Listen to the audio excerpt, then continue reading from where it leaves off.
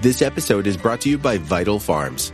Isn't it bullshit to have to question where your food comes from? At Vital Farms, you can trace your pasture-raised eggs all the way back to the source, the pasture. On the side of each pasture-raised carton of eggs, you'll find the name of the farm where your eggs were laid. And when you look the farm up on their website, you'll get a peek at all the sunshine, fresh air, and open space the hens enjoy. Learn more and find out where to buy them at vitalfarms.com. Vital Farms, keeping it bullshit-free. Welcome to the HCI family of podcasts. We're your source for personal, professional, and organizational growth and development.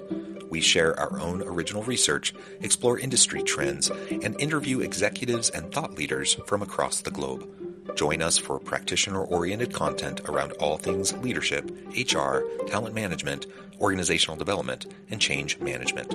Maximize your personal and organizational potential with the HCI family of podcasts.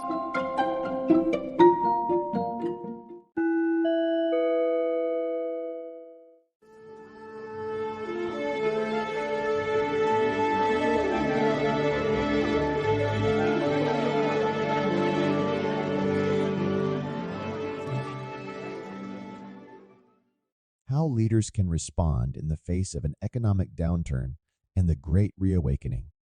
Back in March of 2020, the world was shocked by an almost overnight shutdown of the economy due to public health concerns surrounding the COVID-19 pandemic. While the level of lockdown precautions varied across the world, the economic impacts were felt almost immediately, resulting in many government interventions to sustain the global economy and provide the social safety net to help individuals and families survive the trying times.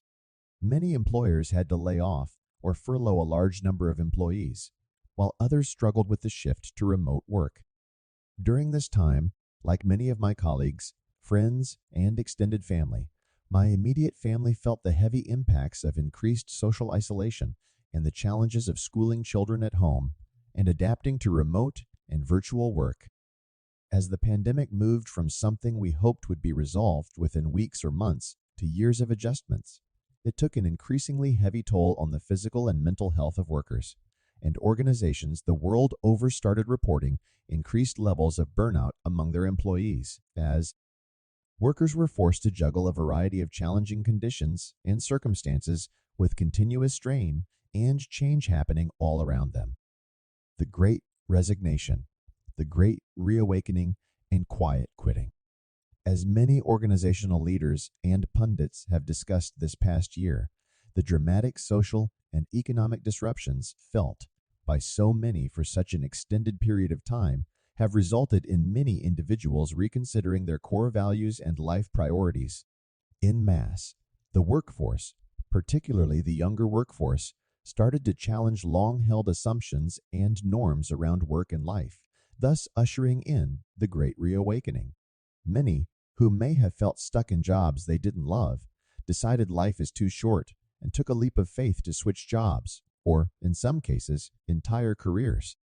Still, others decided that they wanted to opt out of the traditional employer-employee work model and chose to embrace the gig economy, lean into their side hustle, hang their own shingle, and strike out on their own, leading to the Great Resignation. While doing so may seem strange in such uncertain times, it also makes sense, as many young people were deciding that the traditional American dream wasn't particularly salient or even relevant to them.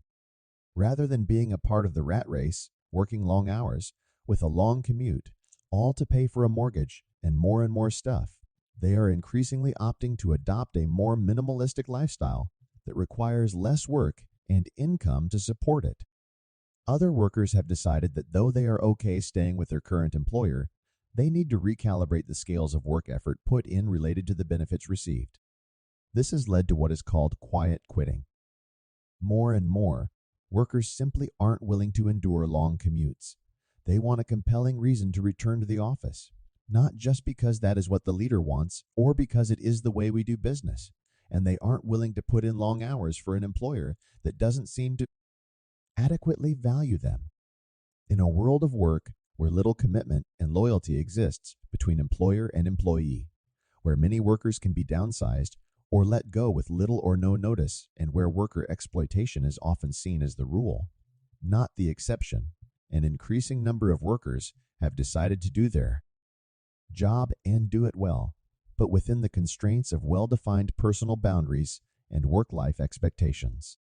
The need for organizational leaders to respond. As organizational leaders navigate an economic downturn, coupled with a tight labor market, what can leaders do to stem the trends of the Great Resignation and quiet quitting so they can bolster the effectiveness, productivity, and innovation of their teams? While many employers showed genuine care and empathy for their people during the pandemic, many organizations failed to step up to the plate, and employees haven't forgotten how they were treated. First and foremost, leaders need to shift their strategic mindset around people operations and how they relate to their people. Gone are the days when leaders could get away with having an uninspiring workplace, let alone a toxic environment and culture.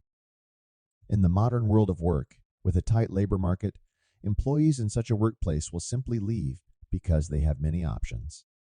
Rather, leaders need to focus on prioritizing the morale and engagement of their people while actively investing in the ongoing development of their human capital capacity. Additionally, leadership teams need to increase the frequency and value of their open and transparent communications with their people. In the modern world of work, employees expect to be regularly informed about the challenges facing the organization, the changes that are needed, including the why behind those changes, and the available opportunities for continued growth and development to be able to face challenges head-on.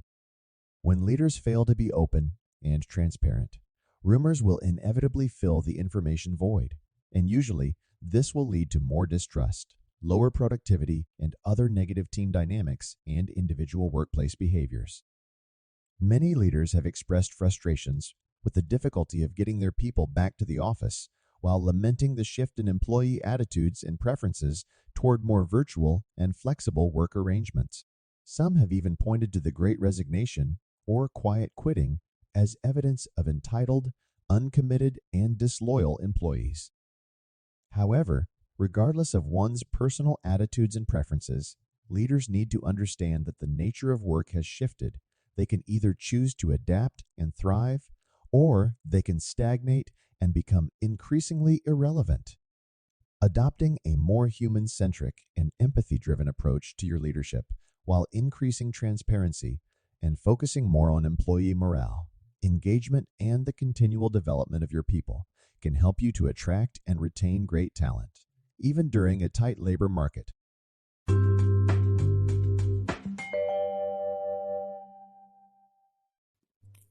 Thanks again for joining us for this episode of the Human Capital Innovations Podcast.